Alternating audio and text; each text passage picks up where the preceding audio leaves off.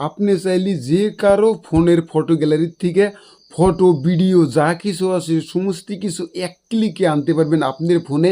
তে আইনা কিন্তু আপনি দেখতে পারবেন যে ওনার ফটো গ্যালারিতে ফটো ভিডিও কি কি আসলে, কোথায় কার ফটো আসলে, সমস্ত কিছু কিন্তু আপনার মোবাইলে আইনা আপনি দেখতে পারবেন। তো এইটা কিন্তু আপনি কোনো খারাপ কাজে লাগাবেন না।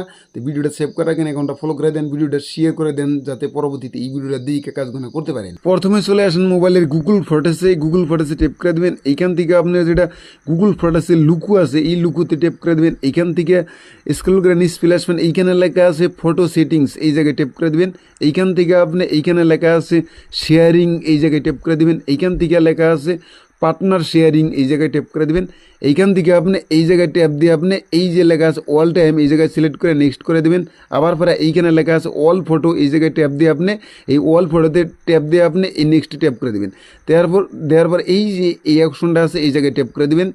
দেওয়ার পর এইখান থেকে আপনি যার ফোনের ফটো গ্যালারির থেকে সমস্ত ফটো আনবেন ওনার জিমেল আইডিটা এই জায়গায় আপনি বসায় দেবেন। এভাবে বসায় দেওয়ার পরে এই যে জিমেল আইডি শো করবো, এই জায়গায় ট্যাপ করে দেবেন। ট্যাপ করে দেওয়ার পরে এই যে নিচের যেটা অপশন আছে এই জায়গায় ট্যাপ দিবেন।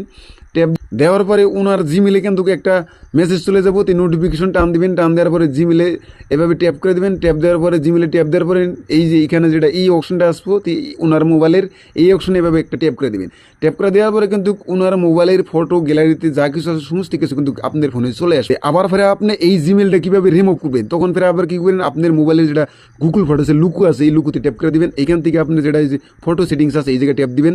তো এইখানে যেটা আবার এই যে শেয়ারিং আছে শেয়ারিংয়ে ট্যাপ দিবেন।